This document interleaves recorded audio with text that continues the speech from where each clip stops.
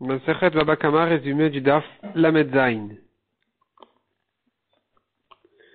On a vu dans la Mishnah que si un homme avait deux taureaux, un des deux a encorné un autre taureau, puisque les deux taureaux appartiennent au même propriétaire, les deux taureaux du mazik appartiennent au même propriétaire, alors ils sont les deux chayavim, les deux sont chayav.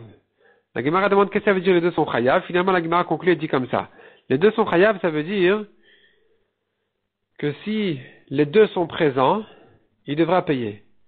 Mais s'il y a un taureau qui s'est perdu, alors le mazik sera pas tour parce qu'il dira au Nizak, à toi de prouver que le taureau qui s'est perdu n'est pas celui qui t'a encorné, à toi de prouver que le taureau qui est resté c'est lui qui t'a encorné, de manière à ce que tu puisses prendre de ce taureau-là, sinon tu ne prends pas. C'est ça ce que veut dire notre Mishnah, par ils sont les deux chayavim. Si les deux sont là, ils sont chayavim, mais sinon non. Et on commence, Mesrat Hashem, le 4e pérec de la Masechet. Un taureau qui a encorné 4 ou 5 taureaux, un après l'autre. Un après l'autre, c'est-à-dire en fait,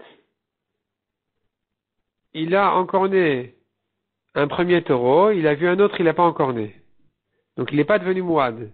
Il a vu un troisième, il a encorné. Il en a vu encore deux, il les a pas encornés, et ainsi de suite. Donc il n'est pas devenu mouad, de toute façon il doit payer que la moitié. Comment on calcule maintenant? Alors la Mishnah dit en fait, dans la Mishnah nous ramène deux systèmes de calcul. Et là, on se rappelle de la marloquette de Rabbi Ishmael et Rabbi Akiva qu'on a vu dans le pérec précédent, à savoir un taureau qui est tam, quand il paye la moitié migoufo de son corps, est-ce que c'est vraiment physiquement de son corps? Ça veut dire qu'il devienne associé, le mazik avec le lisak sur le taureau lui-même, sur le physique du taureau, ou bien non, il est endetté au nizak, la moitié de la valeur de son taureau, la moitié de la valeur du taureau du nizak, mais c'est limité au prix du taureau du mazik. Et la Gemara explique comme ça. Notre Mishnah sera comprise selon Rabbi Ishmael.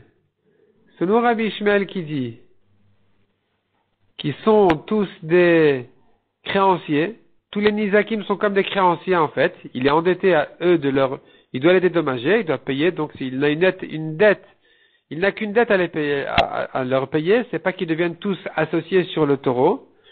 Donc, ici, le calcul se fera de la manière suivante. Le dernier, d'abord, prend ce qu'il mérite. Le dernier prend son khatinezek. S'il reste quelque chose sur le taureau, le précédent prendra. S'il reste encore quelque chose dans le taureau, le précédent prendra. Et s'il reste quelque chose, c'est pour le propriétaire. Le propriétaire est le dernier à prendre. Le premier nizak et l'avant-dernier à prendre, et ainsi de suite. C'est que le dernier nizak qui sera le premier à prendre. Et la Gemara qui demande, mais selon Rabbi Ishmael, c'est pas comme ça. Selon Rabbi Ishmael, s'ils sont des créanciers, au contraire, on devrait donner priorité au premier nizak, pas au dernier nizak. Répond la Gemara ici, il s'agit que le premier nizak, quand il s'est fait encorner, tout de suite, il a pris le taureau du mazik. Il a dit déjà, j'assure mon argent, je prends le taureau du mazik. Et donc, dorénavant, le propriétaire n'en est plus responsable parce qu'il est plus chez lui. C'est le nizak qui devient responsable du taureau. C'est pour ça que s'il va encorner, alors le nizak sera responsable. Et donc on lui dira comme ça. On dira au nizak comme ça. Tu dois payer la moitié du nezek sur le compte de ce qui t'appartient dans ce taureau. C'est-à-dire, sur ce que tu méritais toi.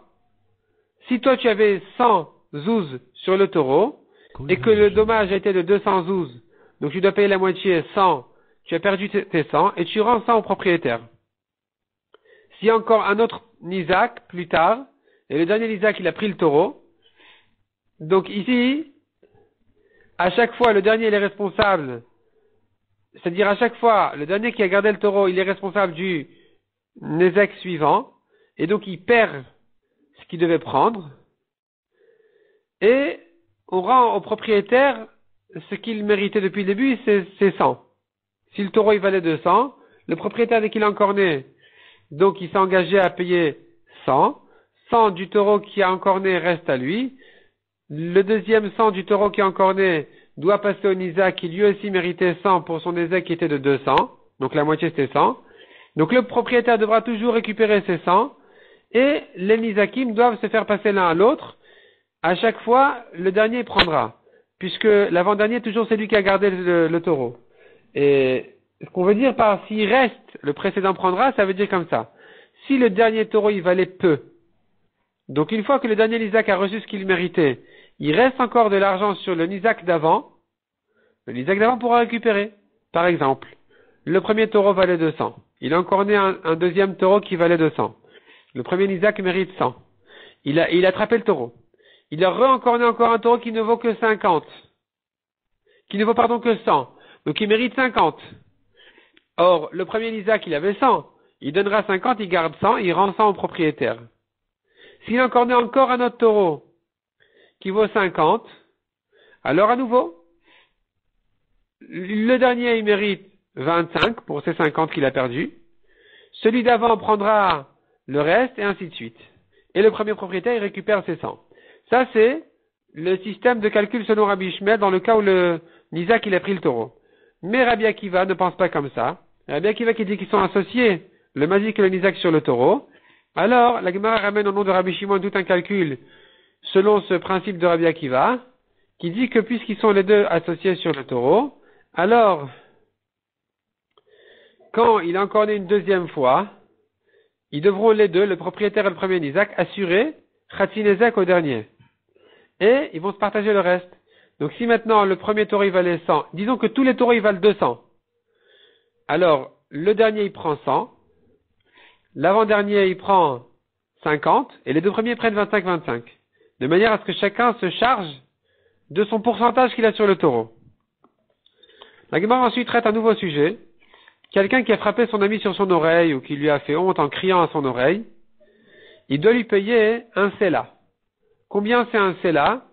La Gemara conclut, un sela, il y a deux monnaies. Il y a une monnaie qui s'appelle Tsori et une monnaie qui s'appelle Medina.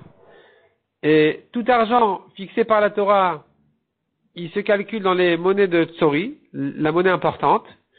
Et l'argent qui a été fixé par les Chachamim, quand ils parlent de Slaim, c'est la Medina. C'est un huitième. Ce n'est qu'un huitième de ça, donc c'est un demi-zouz, et pas 4 zouz. Et donc la Gemara dit, il y avait effectivement une histoire où quelqu'un avait comme ça sonné à l'oreille de son ami, il avait crié à l'oreille de son ami, et donc il se trouve qu'il ne devait lui donner qu'un demi-zouz. Et l'autre il a dit, bon bah si c'est qu'un demi-zouz, c'est pas la peine, donnez-le aux pauvres.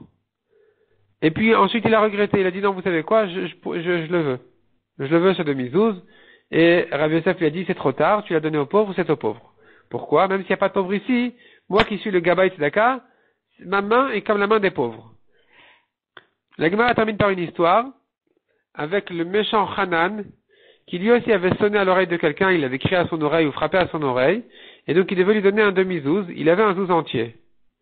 Et il avait un zouz entier mais c'était un mauvais zouz. Il n'arrivait pas à l'échanger, il n'arrivait pas à faire la monnaie. Et donc, il savait pas quoi faire parce qu'il voulait pas lui donner le zouz entier. Et d'autre part, il devait lui donner un demi-zouz. Qu'est-ce qu'il a fait? La solution de ce méchant Hanan, c'était de le frapper encore une deuxième fois. Et donc, il lui doit un zouz entier. Et voici qu'il a pu se débarrasser de ce mauvais zouz.